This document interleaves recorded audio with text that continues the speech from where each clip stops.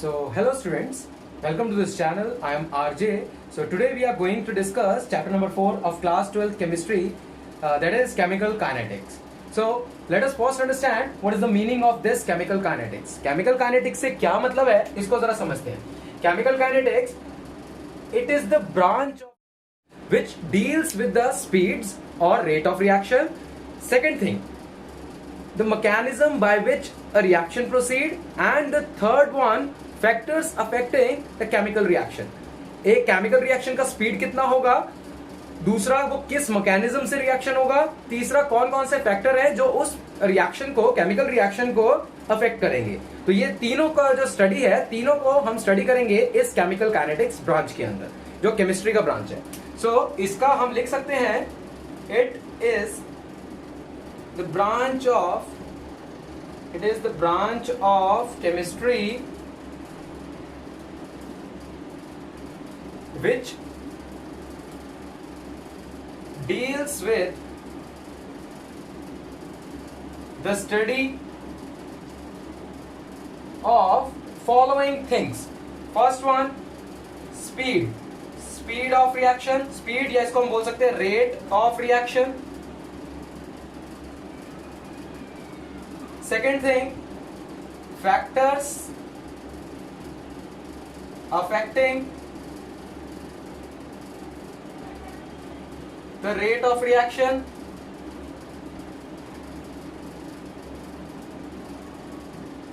And third one, mechanism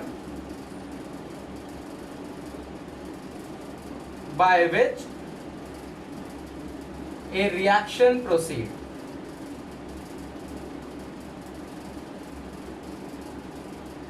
ठीक है. तो केमिकल काइनेटिक्स क्या है? Chemical kinetics is a branch of chemistry जो डील करेगा स्पीड के बारे में, रिएक्शन की स्पीड कितनी है, स्लो रिएक्शन है, फास्ट रिएक्शन है, बहुत फास्ट रिएक्शन है, ये भी हम देखेंगे आगे. सेकेंड थिंग, जिसको स्पीड को हम रेट ऑफ रिएक्शन भी बोलते हैं, इस चीज का ध्यान रखना. ठीक है. इस पूरे चैप्टर के अंदर हम एक टर्मिनोलॉजी यूज करेंगे, रेट ऑफ रिएक्शन. एक स्टेटमेंट यूज करेंगे, रेट ऑफ रिएक्शन. उसका क्या मतलब है कि स्पीड ऑफ रिएक्शन, कि रिएक्शन किस दर से हो रहा है, किस स्पीड से हो रहा है, उसके बारे में हम बात कर रहे हैं. सेकेंड थिंग, कौन कौन से ऐसे फैक्टर्स है जो एक केमिकल रिएक्शन को अफेक्ट करते हैं. फॉर एग्जांपल, जैसा आप लोगों ने सुना होगा, जैसे कैटलिस्ट है, तो कैटलिस्ट क्या करता है, कैटलिस्ट यूजुअली क्या करता है कि रिएक्शन को फास्ट कर देता है ना. और ऐसे पॉइजन जब डालते हैं रिएक्शन स्लो हो जाता है. तो कुछ चीजें उसको फास्ट कर देती हैं, कुछ चीजें उसको स्लो कर देती हैं. तो उन फैक्टर्स को भी इस चैप्टर में हम स्टडी करेंगे जो एक रिएक्शन को फास्ट बना देता है या रिएक्शन को स्लो डाउन कर देता है. मतलब रेट ऑफ रिएक्शन पे जो असर पड़ता है वो हम देखेंगे. ठीक है, किन किन चीजों की वजह से. थर्ड थिंग कि हम ये देखेंगे कि एक रिएक्शन का जो मैकेनिज्म है, कि रिएक्शन जो है वो किस मैकेनिज्म से आगे बढ़ता है, इसको भी हम जरा इस चैप्टर में डील करेंगे. तो इसको जरा नोट कर लो जो बोर्ड पे लिखा है, उसके बाद हम डील करते हैं आगे. नोट कर लिया? ठीक है. तो अब हम बात करते हैं जरा स्पीड पे, कि based on speed, if we talk about based on speed, classification of chemical reactions. ठीक है.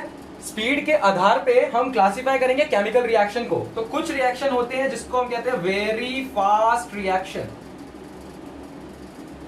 Very fast reaction. तो वेरी फास्ट रिएक्शन, कुछ ऐसे रिएक्शन होते हैं जो बहुत तेजी से हो जाते हैं. मतलब हमने उसको मिक्स किया कंपोनेंट्स को और वो रिएक्ट हो गया फटाक से, उसी टाइम, क्विकली, पलक झपकते. तो उसको बोलेंगे वेरी फास्ट रिएक्शन, जिसमें हम लिख सकते हैं कि टेक्स प्लेस इंस्टेंटेनियसली. ठीक है, टेक्स प्लेस इंस्टेंटेनियसली. एग्जाम्पल, आयनिक रिएक्शन. जितने भी आयनिक रिएक्शंस हैं वो फटाक से हो जाते हैं. मतलब वो सारे वेरी फास्ट रिएक्शन की कैटेगरी में आते हैं, जिनकी स्पीड बहुत फास्ट होती है.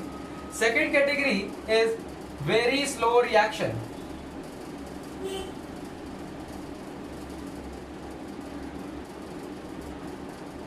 So second category is very slow reaction, which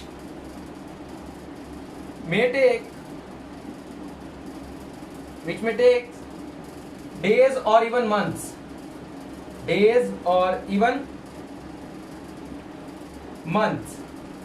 ठीक है, कुछ ऐसे रिएक्शन होते हैं जो कई दिन ले लेते हैं और इवन कुछ महीने भी ले लेते हैं. For example rusting of iron. Rusting of iron is the best example of this category. Rusting of iron. ठीक है, तो रस्टिंग ऑफ आयरन और यहाँ पे आयनिक रिएक्शन. आयनिक रिएक्शन जो था हमारा वो वेरी फास्ट रिएक्शन की कैटेगरी में है और रस्टिंग ऑफ आयरन जो है वो वेरी स्लो रिएक्शन की कैटेगरी में है. ठीक है, तो यहाँ पे आप लोग एक चीज गौर कर सकते हो क्या कि वेरी जो स्लो रिएक्शन है रस्टिंग ऑफ आयरन, कि आयरन को रस्ट होने में टाइम लगता है. मतलब ये नहीं है कि अभी नया का नया आयरन पड़ा है और वो उसी टाइम पलक झपकते ही वो रस्ट हो गया, उस पर जंग लग गया. ठीक है, ऐसा नहीं है. वो रस्टिंग ऑफ आयरन, आयरन की रस्टिंग होने में जो उस पर ऑक्साइड लेयर जमती है उसका प्रोसेस होने में काफी टाइम लगता है. ठीक है, ये तो हमारा प्रैक्टिकल लाइफ का एग्जांपल है, हम देखते हैं डेली लाइफ में. आयनिक रिएक्शन जैसे हम HCl और NaOH वगैरह मिलाते हैं, एसिड और बेस का रिएक्शन कराया, वो फटाक से सॉल्ट बन गया और वाटर. ठीक है, तो इससे क्या पता चला कि वो वेरी फास्ट रिएक्शन है. अब वेरी फास्ट रिएक्शन और वेरी स्लो रिएक्शन के बीच में एक कैटेगरी आएगी जिसको बोलेंगे मॉडरेट स्पीड रिएक्शन. इसको क्या बोलेंगे? मॉडरेट स्पीड रिएक्शन, जो इन दोनों के बीच में स्पीड होगी. जैसे मान लो 1 घंटे में हो गया रिएक्शन, आधे घंटे में हो गया, 2 घंटे में हो गया रिएक्शन. तो ये जो सारे रिएक्शन आएंगे जो 1-2 घंटे में हो रहे हैं, 4 घंटे में हो रहे हैं, ये सारे किस कैटेगरी में आएंगे? ये सारे कैटेगरी में आएंगे मॉडरेट स्पीड रिएक्शन की कैटेगरी में. तो let's write moderate speed, very fast, very slow. We have done this.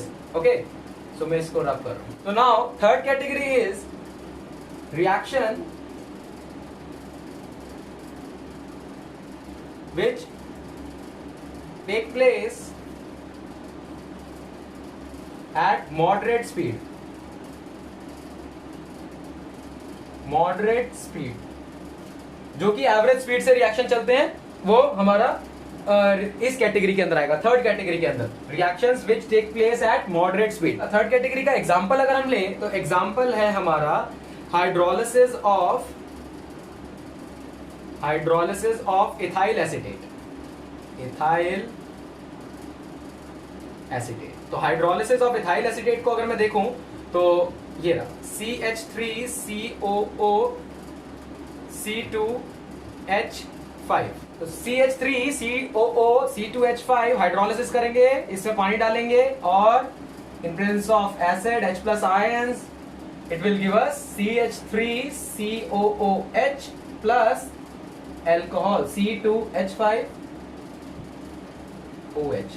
So this is the best example in this category, in the third category, that is moderate speed reaction, जो बहुत fast भी नहीं होते, बहुत slow भी नहीं होते, जो मीडियम स्पीड से चलते हैं, जिनको 1-2 घंटे में रिएक्शन हो जाते हैं. तो ये इसका एग्जांपल है हाइड्रोलिसिस ऑफ इथाइल एसीटेट. ठीक है student, please note it down. इसको नोट करो. ओके, सो नोट कर लिया. Okay fine.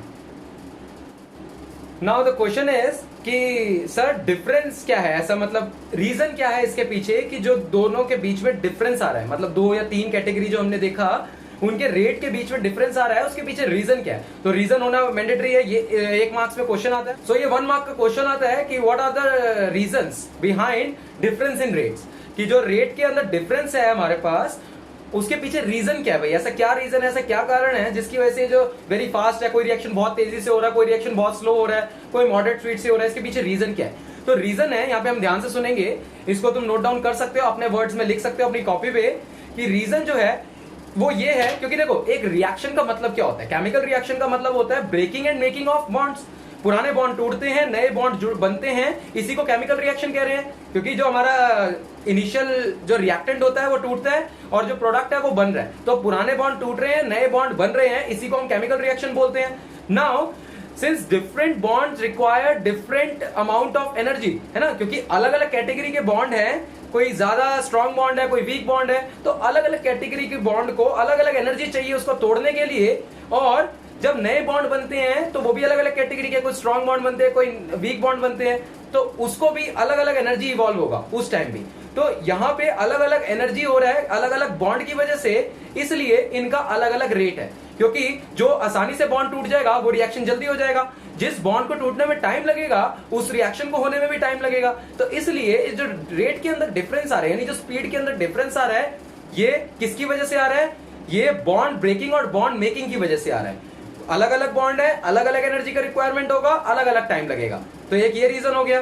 ठीक है। अब नाउ क्वेश्चन इज कि आयनिक जो हमारे पास रिएक्शन होते हैं, आयनिक रिएक्शन जो होते हैं, ये क्वेश्चन काफी बार आ चुका है तुम्हारे एग्जाम में कि जो आयनिक रिएक्शंस होते हैं वो इतना फास्ट क्यों होते हैं, उसके पीछे क्या रीजन है।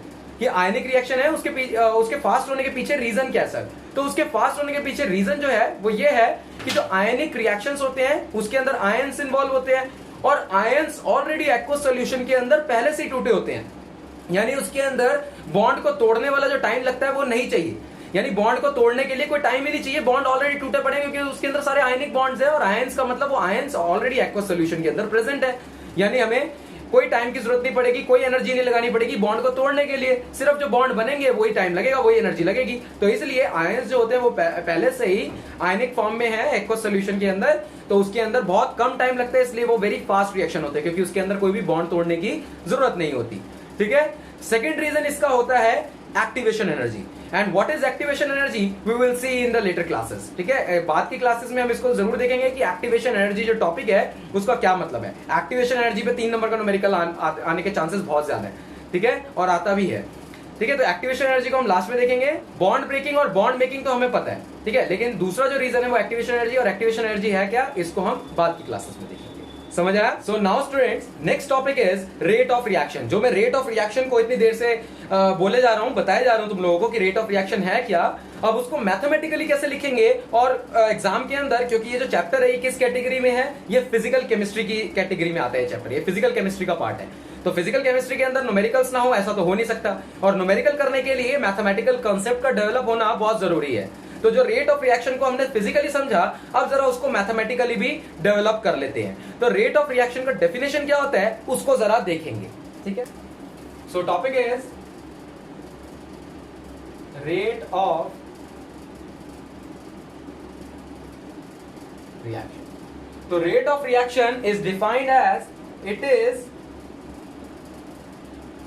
it is defined as change in concentration of any one of the reactants or product।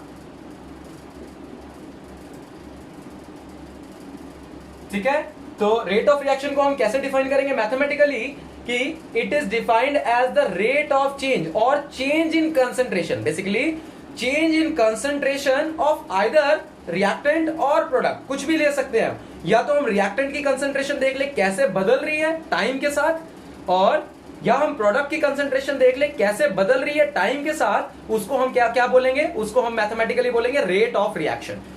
As we all know, एक केमिकल रिएक्शन के अंदर ये रिएक्टेंट होते हैं, और रिएक्टेंट क्या किस में कन्वर्ट होते हैं, प्रोडक्ट में। कोई भी केमिकल रिएक्शन के अंदर एक रिएक्टेंट है,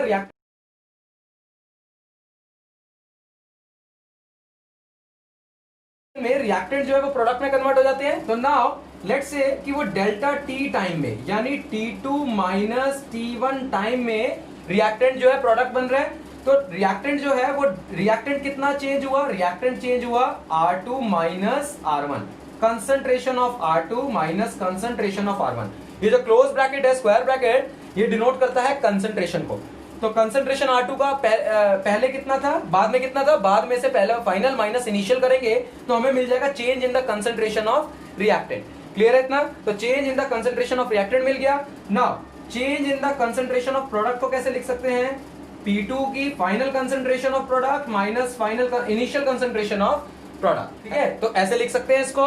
तो ठीक है, तो नाउ ये देखो, रेट ऑफ रिएक्शन को अगर मेरे को डिफाइन करना है, रेट ऑफ रिएक्शन को अगर मेरे को डिफाइन करना है, तो रेट ऑफ रिएक्शन को मैंने कैसे बताया, it is defined as the change in concentration of any one of the reactant और द प्रोडक्ट। मतलब किसी भी एक की कंसंट्रेशन में चेंज हो टाइम के साथ, टाइम तो बढ़ेगा ही बढ़ेगा, तो कंसंट्रेशन में चेंज हो, चाहे वो रिएक्टेंट हो चाहे वो प्रोडक्ट हो, तो उसको हम क्या बोलेंगे, रेट ऑफ रिएक्शन। तो rate of reaction is equals to, ये देखो, डेल्टा आर रिएक्टेंट की कंसंट्रेशन में चेंज, लिख लो, ऐसे भी लिख सकते हैं इसको, और प्रोडक्ट की कंसंट्रेशन में भी चेंज लिख सकते हैं।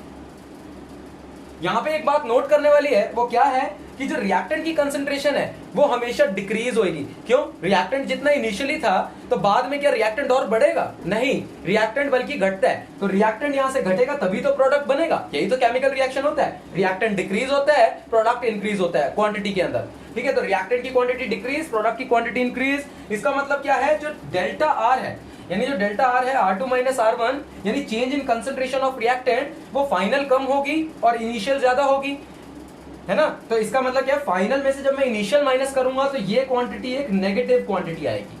क्लियर है इतना? और जब ये क्वांटिटी एक नेगेटिव क्वांटिटी आएगी, यानी ये क्वांटिटी नेगेटिव है, तो इसको अगर पॉजिटिव बनाना है मेरे को, तो मैं क्या करूंगा? एक नेगेटिव साइन बाहर लगा दूंगा। तो इसलिए जब भी हम रिएक्टेंट का कंसंट्रेशन की टर्म्स में बात करेंगे, रेट ऑफ रिएक्शन की बात करेंगे रिएक्टेंट की टर्म्स में, तब हम एक नेगेटिव साइन जरूर लगाएंगे। क्लियर है इतना? लेकिन जब हम बात करेंगे प्रोडक्ट की टर्म्स में, तो देखो, क्योंकि प्रोडक्ट बन रहा है, यानी प्रोडक्ट की जितनी इनिशियल कंसंट्रेशन थी और बाद में जो फाइनल कंसंट्रेशन थी, तो final concentration will be more as compare to initial concentration. तो दैट मींस कि जो P2 है, final concentration minus initial concentration, ये ज्यादा है, ये कम है, तो ज्यादा में से कम वाला माइनस करेंगे तो ये ऑलरेडी एक पॉजिटिव क्वांटिटी आएगी। सो यहाँ पे नेगेटिव साइन लगाने की कोई जरूरत नहीं है। तो रेट ऑफ रिएक्शन को या तो minus delta R over delta T से डिनोट कर लो, या इक्विवेलेंट है delta P over delta T. जब प्रोडक्ट की टर्म्स में लिखेंगे तो पॉजिटिव साइन के साथ, जब रिएक्टेंट की टर्म्स में लिखेंगे तो नेगेटिव साइन के साथ। इतना क्लियर है? इसको नोट करो स्टूडेंट्स। अच्छा, तो नोट कर लिया तुम लोगों ने। अब इधर देखो जरा, मैं बात करता हूं यूनिट की। क्या? Unit of rate of reaction. Rate of reaction की मेरे को यूनिट की बात करनी है कि यूनिट क्या होगी भाई, क्योंकि एग्जाम के अंदर न्यूमेरिकल दिया होता है, न्यूमेरिकल में यूनिट लिखी होती है, तो उसी यूनिट को देख के तुम लोगों को ये पता लगाना है कि ये रेट ऑफ रिएक्शन की बात कर रहा है। ठीक है, कंफ्यूजन नहीं होना चाहिए, तो इसलिए यूनिट पता होनी चाहिए हमें। तो unit you can easily define as we know rate of reaction is equals to what? Minus delta concentration of reactant with respect to change in time, और concentration of product, change in concentration of product with change in time. ऐसा लिख सकता हूं मैं इसको। Now change in concentration, basically it is a concentration. तो कंसंट्रेशन का क्या यूनिट होता है? हमने पढ़ा हुआ है कंसंट्रेशन का क्या यूनिट होता है? मोल पर लीटर। मोल पर litre is the unit of concentration and divided by second. तो यूनिट क्या हो जाएगा इसका? Unit of rate of reaction क्या हो जाएगा? यूनिट हो जाएगा इसका मोल पर लीटर पर सेकंड। तो मोल पर लीटर पर second is the unit of rate of reaction. Clear है इतना? सेकंड थिंग, एक बार इधर देखो। सेकंड थिंग क्या है कि अगर मैं ग्राफ बनाऊंगा, किसके ग्राफ बनाऊंगा? ग्राफ, ठीक है। तो ग्राफ देखो जरा, ये देखो, अगर मैं बात कर रहा हूं स्टूडेंट्स तुमसे कि ये ग्राफ की बात कर रहा हूं। एक ग्राफ मैंने ऐसे बनाया और दूसरा ग्राफ ये है मेरा प्रोडक्ट के लिए। नीचे तो टाइम की एक्सिस है, टाइम तो बदल ही रहा है इधर की तरफ, टाइम तो बदल ही रहा है इधर की तरफ, टाइम तो चेंज हो ही रहा है, ठीक है। और इधर मैं लिखूंगा रिएक्टेंट्स, इधर क्या है? रिएक्टेंट्स, ठीक है। और इधर क्या लिखूंगा? प्रोडक्ट। तो देखो, जो हमारा रिएक्टेंट का ग्राफ बनेगा विद रिस्पेक्ट टू टाइम, वो कैसा बनेगा? सपोज इनिशियल कंसंट्रेशन जो हमारे रिएक्टेंट का था वो क्या है हमारा? आर नॉट, है ना, कंसंट्रेशन आर नॉट, ऐसा करके लिख दूं आर नॉट, ठीक है। R naught is the initial concentration of reactant जो स्टार्टिंग में था हमारा, ठीक है। उसके बाद क्या होगा? जैसे जैसे टाइम बढ़ेगा, वैसे वैसे जैसे जैसे रिएक्शन आगे बढ़ेगा और टाइम बढ़ेगा, वैसे वैसे रिएक्टेंट की कंसंट्रेशन डिक्रीज होती चली जाएगी, ठीक है। वैसे वैसे रिएक्शन की कंसंट्रेशन डिक्रीज होती चली जाएगी और ये ऐसे हो जाएगा। अब यहाँ पे मैंने इतना गैप क्यों छोड़ा? वो इसलिए क्योंकि रिएक्टेंट जरूरी नहीं कि पूरा खत्म हो, और वो पूरा खत्म हो भी सकता है, ऐसे ऐसे टाइम बीतेगा, ठीक है। तो ये ऐसे डिक्रीज करेगा। तो रिएक्टेंट की कंसंट्रेशन हमेशा डिक्रीजिंग फैशन में होगी और इस पैराबोलिक टाइप फैशन में होगी। और प्रोडक्ट की कंसंट्रेशन यहाँ पे जीरो पे, जैसे जैसे टाइम बढ़ेगा तो प्रोडक्ट भी क्या होगा? प्रोडक्ट भी इंक्रीज होगा। तो प्रोडक्ट भी इंक्रीज होगा, एक टाइम आएगा जब ये एसैचुरेट हो जाएगा, ठीक है। जितना प्रोडक्ट बनना था बन गया, केमिकल रिएक्शन स्टॉप हो जाएगा, ठीक है। और स्टॉप नहीं होगा तो बनता चला जाएगा। तो यहाँ पे देखो, ये हमारा प्रोडक्ट का ग्राफ है जो इंक्रीजिंग है, टाइम बढ़ रहा है और प्रोडक्ट इंक्रीज हो रहा है, और यहाँ पे रिएक्टेंट जो है वो डिक्रीज हो रहा है। क्लियर है? तो दीज टू आर ग्राफ्स। अगर एग्जाम में पूछे तुमसे कि रिएक्टेंट का ग्राफ ड्रॉ करो तो कैसे कर देना? डिक्रीजिंग सेंस में, और प्रोडक्ट का ग्राफ ड्रॉ करो तो इंक्रीजिंग सेंस में, और ये इसका यूनिट है, इसको नोट करो। तो ठीक है स्टूडेंट्स, तुम लोगों ने नोट कर लिया। नाउ बात करते हैं, एग्जाम के अंदर तुम्हें एक इक्वेशन दिया होगा, एक केमिकल इक्वेशन दिया होगा, केमिकल रिएक्शन दिया होगा, तुम्हें बोलेगा डिफरेंट चीजें कैलकुलेट करने को। Like for example rate of complete reaction. Rate of complete reaction की बात करें तो एक केमिकल रिएक्शन जो कि तुम्हारा एग्जाम में दिया होगा विद कोएफिशिएंट, जो तुम्हारे कोएफिशिएंट दिए होते हैं उनके साथ, तो उनके साथ रेट ऑफ रिएक्शन को कैसे लिखेंगे वो जरा इधर देखते हैं। ठीक है, अभी मैंने समझाया था। तो फॉर एग्जांपल एक जनरल रिएक्शन लेते हैं स्टूडेंट्स, एक जनरल रिएक्शन लिया हमने, जनरल रिएक्शन। तो जनरल रिएक्शन लिया मैंने विद कोएफिशिएंट्स, जैसे a plus b times b, reaction हुआ, ये रिएक्टेंट्स है, इस साइड लेफ्ट हैंड साइड पे रिएक्टेंट लिखे जाते हैं, एरो के राइट हैंड साइड पे प्रोडक्ट। तो लेट्स से एक्स, छोटा एक्स लिख देता हूं मैं इसको, लिटिल एक्स और एक्स प्लस लिटिल वाई और वाई।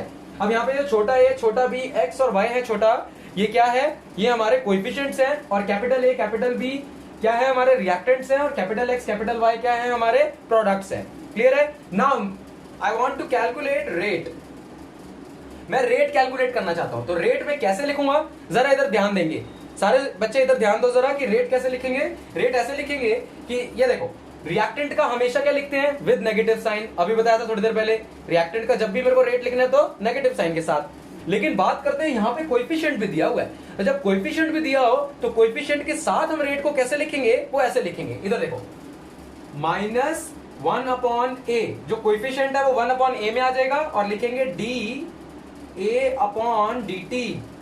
अब ये D A by d T क्या है, डी का मतलब होता है चेंज ऑपरेटर, यहाँ पे जो डिफरेंशियल ऑपरेटर है तुम्हारा वो चेंज है, तो change of concentration of A with respect to time. Negative sign लगाने से ये पता चल गया कि जो ए है वो रिएक्टेंट है, क्योंकि वो डिक्रीज हो रहा है। ठीक है, तो ये कंसंट्रेशन डिक्रीज होगी और 1 बाई ए कोएफिशिएंट आ गया। तो रेट को या तो ऐसे लिख लो, सिंपल, इतना क्लियर है। ऐसे भी रेट को लिख सकते हैं सिर्फ रिएक्टेंट की टर्म में और एक रिएक्टेंट की टर्म में, या इसको हम प्रोडक्ट की टर्म में भी लिख सकते हैं, लेकिन यहाँ पे दूसरा रिएक्टेंट है, तो दूसरे रिएक्टेंट की टर्म्स में लिखना हो तो कैसे लिखेंगे, माइनस 1 अपॉन में बी और d B by d t. अब एक बात बताओ स्टूडेंट्स, मैंने यहाँ पे माइनस क्यों लिखा, क्योंकि बी वी क्या है हमारा, बी वी रिएक्टेंट है। ठीक है, और ये दोनों इक्वल है, क्योंकि ये रेट है, दोनों रेट इक्वल है। ऐसे प्रोडक्ट की टर्म्स में अगर मेरे को लिखना है तो मैं क्या लगाऊंगा, प्लस। प्लस लिखेंगे या मत लगाओ, एक ही बात है, प्लस लिखेंगे। 1 अपॉन में little x d x upon में डी टी। क्लियर है? ऐसे similarly for y, plus 1 upon little y d concentration of y over d t. So this is rate, this is the rate for this general reaction.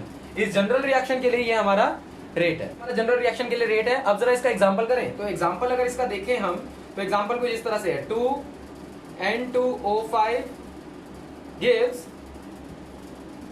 4NO2 plus O2। तो ठीक है students, ये हमारा reaction है 2N2O5 4 gives 4NO2 plus O2। ये एक reaction दिया होगा तुम्हें एग्जाम में कुछ इस तरह से, ये मैं एग्जांपल ले रहा हूं।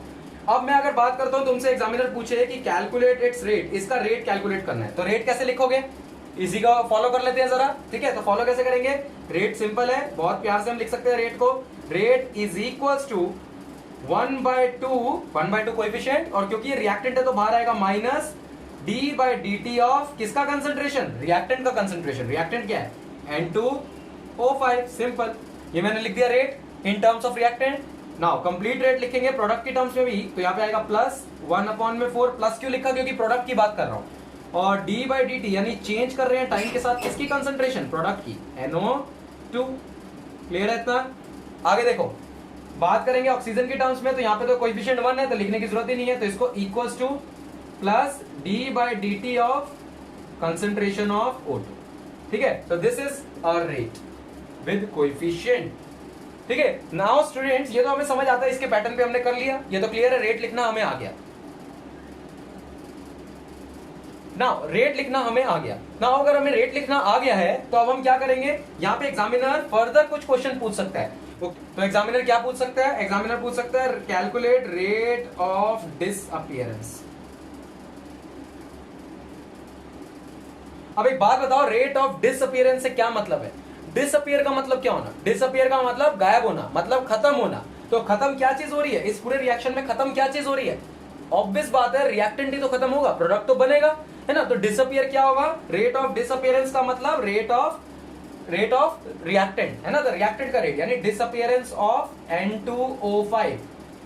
अब मेरे को ये लिखना है rate of disappearance of N2O5। तो यहां पे एक बहुत इंपॉर्टेंट बात को याद रखना है सब बच्चों को, वो क्या याद रखना है कि जब भी बात करें सिंगल टर्म्स में, यानी रेट ऑफ रिएक्शन नहीं पूछ रहा, वो पूछ रहा रेट ऑफ डिसअपीयरेंस निकालो, या ये भी पूछ सकता है कि रेट ऑफ फॉर्मेशन निकालो। फॉर्मेशन का मतलब बनना, अब बनेगा क्या, प्रोडक्ट बनेगा। तो फॉर्मेशन में यहाँ पे दो चीजें हैं, कैसे पूछ सकता है, rate of formation of NO2, या ये भी पूछ सकते हैं एग्जामिनर कि rate of formation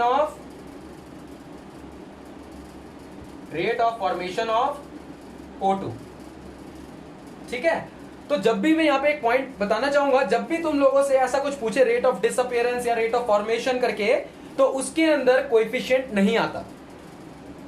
I am repeating, उसके अंदर कोएफिशिएंट नहीं आता। नहीं आता से क्या मतलब है, अगर मेरे को लिखना है सिर्फ rate of disappearance of N2O5, तो मैं क्या लिखूंगा, डिसअपियरेंस है minus d/dt of N2O5, that's it.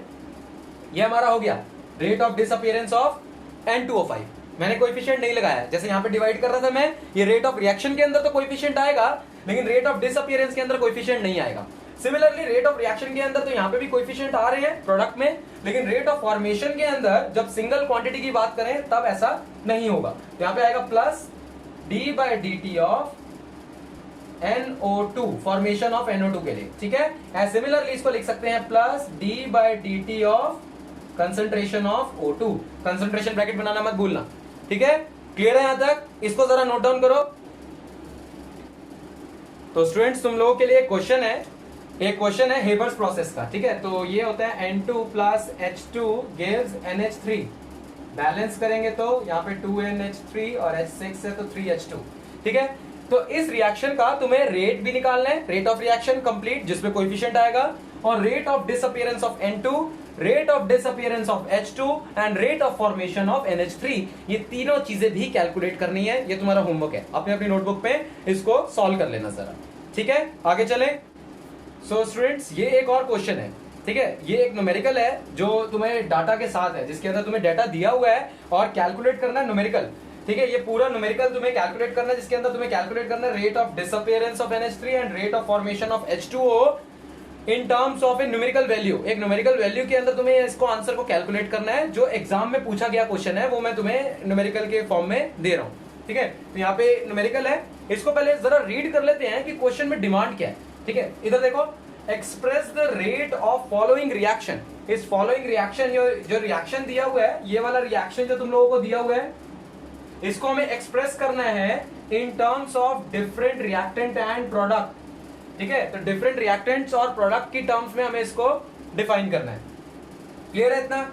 Now if the rate of formation, हमें रेट ऑफ फॉर्मेशन दिया हुआ है किसका, NO का, कितना, इतना दिया हुआ है रेट ऑफ फॉर्मेशन 3.6 × 10⁻³ मोल पर लीटर पर सेकेंड। मोल पर लीटर पर सेकेंड अभी बताया था किस चीज की यूनिट है, रेट ऑफ रिएक्शन की। तो रेट दिया हुआ है हमें, rate of formation of NO इतना दिया हुआ है। कैलकुलेट करना है, calculate rate of disappearance of NH3 and rate of formation of H2। तो क्वेश्चन हमें समझ आता है। ठीक है, सबसे पहला टास्क क्या है हमारा, जो काम है वो क्या है, हमें रेट लिखना है इन terms of different reactants and product. और अगर ये चीज ना भी बोले तुम्हें क्वेश्चन के अंदर कैलकुलेट करने को कि रेट भी लिखना है, तब भी तुम्हें रेट लिखना ही पड़ेगा अल्टीमेटली। वो क्यों लिखना पड़ेगा अभी समझ आ जाएगा। इस चीज को कैलकुलेट करने के लिए तुम्हें वो रेट लिखना ही पड़ेगा। ठीक है, अभी जरा न्यूमेरिकल को देखते हैं। चले आगे, डाटा नोट कर लेते हैं साइड में, और ये न्यूमेरिकल को मैं रब कर देता हूं। इस क्वेश्चन को नोट कर लो पहले जरा, ये लो, वीडियो को पॉज करके इस क्वेश्चन को नोट कर लो। ठीक है, तो नोट कर लिया। इस डाटा को मैं यहां लिख देता हूं जरा, ये जो हमारे पास डाटा है rate of formation of NO, तो rate of formation of NO है, इस डाटा को मैं यहां लिख देता हूं। ठीक है, ये हमारे काम में आएगा। तो रेट ऑफ फॉर्मेशन, यहाँ पे वर्ड है भाई रेट ऑफ फॉर्मेशन, इसको मैं कैसे लिखूंगा, इसको मैं ऐसे लिखूंगा प्लस, फॉर्मेशन है तो प्लस d/dt ऑफ NO।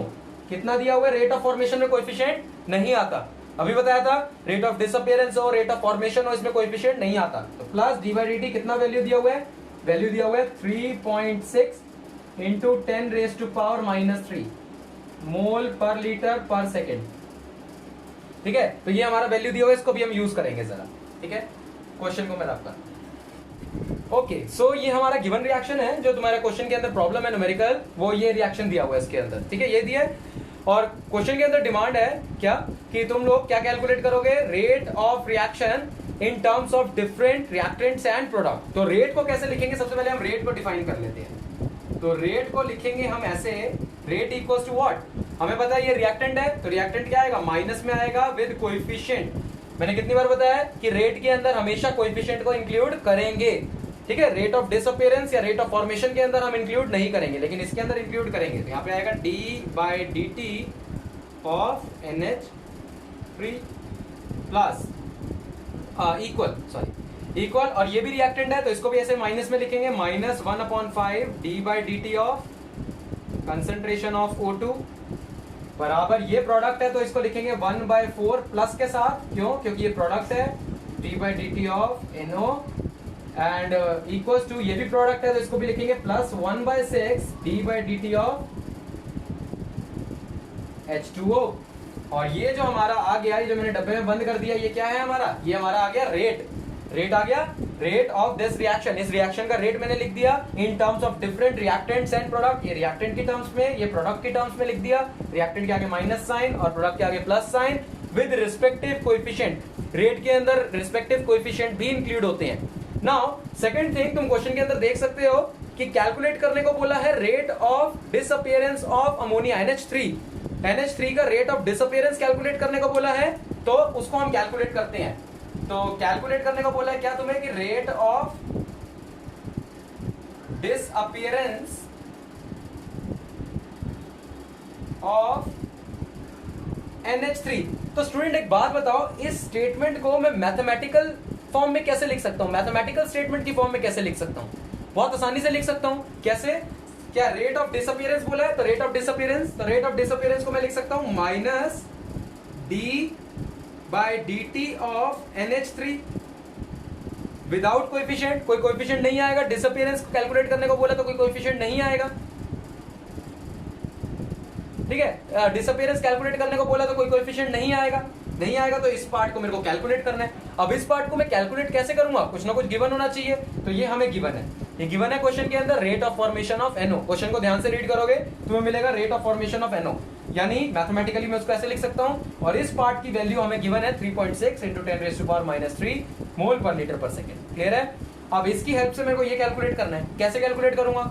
बहुत सिंपली कैलकुलेट कर सकता हूं। ये ऊपर इक्वेशन दिख रही है तुम लोगों को?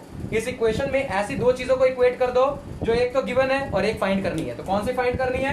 ये देखो, ये क्वांटिटी हमें फाइंड करनी है और ये क्वांटिटी हमें गिवन है, तो इन दोनों के बीच में इक्वल का साइन है, तो इक्वेट कर सकता हूं, बिल्कुल इक्वेट कर सकता हूं। तो इक्वेट करते हैं जरा। जब इक्वेट करूंगा तो क्या आएगा? ये देखो, ये क्वांटिटी आएगी -1/4 NH3, और इसको इक्वेट करूंगा इससे प्लस 1/4 dNO/dt, ऐसे लिख सकता हूं। 4 से 4 कैंसिल हो गया, और इस क्वांटिटी का वैल्यू कितना आ गया? -d/dt ऑफ NH3 बराबर, इस क्वांटिटी का वैल्यू कितना है? ये तुम्हें गिवन है, इस क्वांटिटी का वैल्यू गिवन है तुम्हें कितना? 3.6 × 10⁻³ मोल पर लीटर पर सेकेंड। और ये हमने कैलकुलेट कर लिया जो हमें कैलकुलेट करना था। क्या? Rate of disappearance of NH3। यही तो कैलकुलेट करने को बोला था क्वेश्चन के अंदर, ये हमने कैलकुलेट कर लिया। मैथमेटिकली तो मैं इसको ऐसे लिखूंगा, रेट ऑफ डिसअपियरेंस को, ठीक है। और कितना आ गया आंसर? इतना आंसर आ गया न्यूमेरिकली। क्लियर है? एक और चीज कैलकुलेट करने को बोला है क्वेश्चन के अंदर, देखो जरा, उसमें बोले rate of formation of water. तो rate of formation of H2O को कैलकुलेट करने को बोला है, उसको भी सेम पैटर्न पे हम कैलकुलेट करेंगे। कैसे कैलकुलेट करेंगे देखे जरा, इसको नोट डाउन कर लो, वीडियो को पॉज करके इसको नोट डाउन कर लो। कर लिया? चलो, अब सेकेंड थिंग जो हमें बोला है कैलकुलेट करने को, वो क्या कैलकुलेट करने को बोला है? वो हमें बोला है rate of formation of H2O का फॉर्मेशन, रेट ऑफ फॉर्मेशन। इसको मैं मैथमेटिकली कैसे लिखूंगा?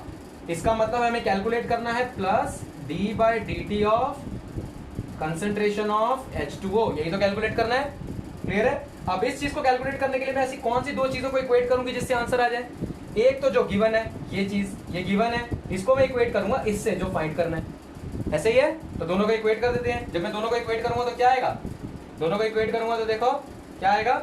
ये आएगा प्लस 1/4 d/dt ऑफ NO, जो कि बराबर है प्लस 1/6 के d/dt ऑफ H2O।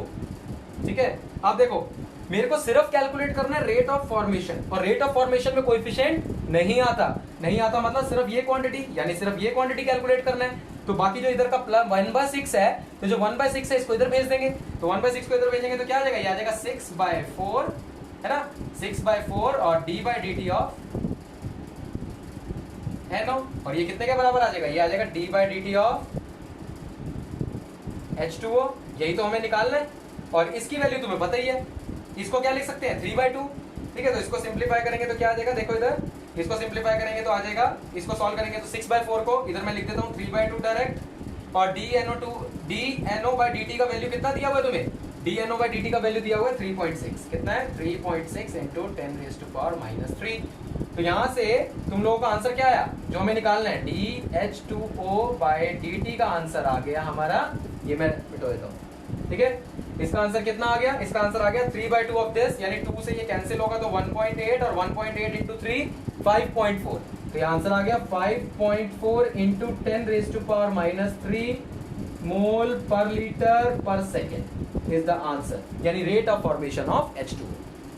तो स्टूडेंट ये न्यूमेरिकल समझ आ गया तुम लोगों को, इसको कंप्लीटली नोट कर लो, वीडियो को पॉज करके इसको नोट कर लो, सेकंड पार्ट को भी, ठीक है, कर लिया। तो ये कंप्लीट न्यूमेरिकल था, ठीक है। बाकी के न्यूमेरिकल्स हम लाइव क्लास में करेंगे, जो हमारी लाइव क्लास चल रही है उसके अंदर हम बाकी के न्यूमेरिकल्स करते हैं, और कोई जो नया स्टूडेंट है अगर उसको लाइव क्लास ज्वाइन करनी है तो मेरे को व्हाट्सएप पे मैसेज करो, ठीक है। तो स्टूडेंट्स ये था introductory part of this chapter for complete chapter and for complete course. पूरे कंप्लीट चैप्टर के लिए, इस चैप्टर को कंप्लीट करने के लिए और इस चैप्टर को और इस पूरे कोर्स को कंप्लीट करने के लिए, 11th 12th फिजिक्स केमिस्ट्री को कंप्लीट करने के लिए ज्वाइन आवर लाइव क्लासेस।